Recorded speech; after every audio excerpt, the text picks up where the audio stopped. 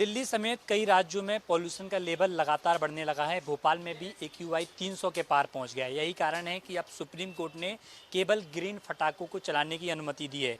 भोपाल में कलेक्टर ने तमाम प्रकार के आदेश जारी किए हैं। केवल और केवल ग्रीन फटाके ही चलाए जा सकेंगे। मेरे साथ दौलत राम जी फटाका मार्केट के अध्यक्ष मौजूद हैं। सर, किस तरीके के फटाके इस बार रखे गए हैं, क्योंकि पॉल्यूशन को लेकर सुप्रीम कोर्ट ने भी चिंता जाहिर की और कलेक्टर पहले ही आदेश जारी कर चुके हैं। सुप्रीम कोर्ट के आदेशानुसार फैक्ट्रियां जितना भी माल है अब ग्रीन फटाके ही बना रही है और भोपाल में मोस्टली ग्रीन फटाके ही आए हैं जो पोल्यूशन नहीं करते हैं। अच्छा, दूसरा क्या है, पहले भारी आवाज़ की चीज़ें आती थी वो कम होती जा रही है। बच्चों के क्रैकलिंग आइटम ज़्यादा बढ़ते जा रहे हैं जिसमें पोल्यूशन भी कम होता है और साथ में जो है ना वो ग्रीन होने के कारण, क्रैकलिंग होने के कारण आवाज़ भी ज़्यादा नहीं करते हैं। सर, अमूमन देखा जाता है कि ग्रीन फटाकों के साथ साथ चाइनीज़ फटाकों की बिक्री ज़्यादा होती है, लेकिन इस बार पूरी तरीके से प्रतिबंध लगा दिया। तो कस्टमर को आ रहे हैं तो कैसे कन्वेंस करते हैं उन लोग? पिछले 5 वर्षों से जैसे मोदी साहब ने आह्वान किया था हमारे प्रधानमंत्री महोदय ने, तो उस वक्त से आज तक कोई ग्रीन फटाका भोपाल में क्या ऑल इंडिया में नहीं आ रहा है। हाँ, चाइनीज़ फटाका, ग्रीन फटाका कंपलसरी आ रहा है, चाइनीज़ फटाका नहीं आ रहा है। जो ज़्यादा ध्वनि वाले फटाके होते हैं, जो पॉल्यूशन ज़्यादा करते हैं, उस पर किस तरीके के रोक लगाई गई है? सुप्रीम कोर्ट ने रोक लगाई है, इसलिए सब ग्रीन फटाके बन रहे हैं। इसी वजह से ही फटाके का दाम बढ़ गया है। सर, दीपावली का त्यौहार और साथ में विधानसभा चुनाव भी है, तो इस बार बिक्री कैसी क्या देखने को मिल रही है? बिक्री पिछले वर्ष के अपेक्षा इस साल जो है कम से कम 30 से 40% डाउन जा रही है। शायद महंगाई का असर है या क्या असर है, अभी तक हम समझ नहीं पा रहे हैं। सुरक्षा को लेकर किस तरीके से पूरे मार्केट में व्यवस्था की, क्योंकि कलेक्टर के आदेश के अनुसार 15 मीटर के दायरे में अपन एक फटाके की दुकान होगी, तो उसके लिहाज से पूरे मार्केट को किस तरीके से तैयारी की है? हमारी जितनी भी दुकानें हैं सब एज पर रूल बनी हुई है।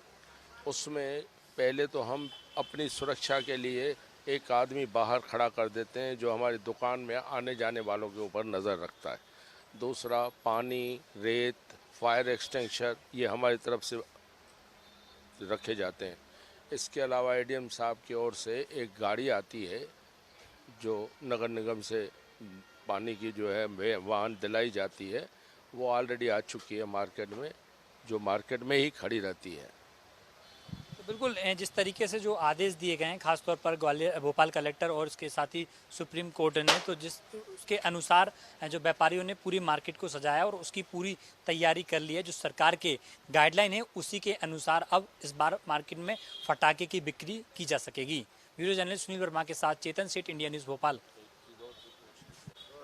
सर, GST के कार्रवाई चल रही थी, IT की भी रेट चल रही थी। एक व्यापारियों ने निर्वाचन आयोग को एक पत्र भी लिखा है जिसमें मांग की थी कि इस तरह की अगर कार्रवाई अगर होती है तो व्यापार बाधित होगा। तो किस तरीके से देख रहे हैं? व्यापार बाधित होता है, 5 दिन तक व्यापार बाधित हो जाता है। कस्टमर जो है इसी डर की वजह से यहाँ नहीं आ रहे हैं। छोटे ग्राहकों को तो ये पता नहीं है GST होता क्या है। उन लोगों को ऐसा लगता है मार्केट के ऊपर कोई बड़ी आपदा आ गई है, जिसकी वजह से वो इधर आते नहीं हैं और आसपास के मार्केटों में से माल ले जाते हैं। तो उससे क्या होता है, उससे भी हमारा व्यापार कम हुआ है। 5 दिन हमारे खराब हो गए हैं GST के। सर, 5 दिन खराब हुए हैं, आचार संहिता लगी है और ऐसे में 50,000 रुपये से ज़्यादा साथ में ले जा नहीं सकते, तो ऐसे में व्यापार पे कितना असर पड़ेगा? व्यापार तो 90% आजकल UPI से हो रहा है, ऑनलाइन पैसे आ रहे हैं, ग्राहक जेब में पैसा रख के आ नहीं रहा है।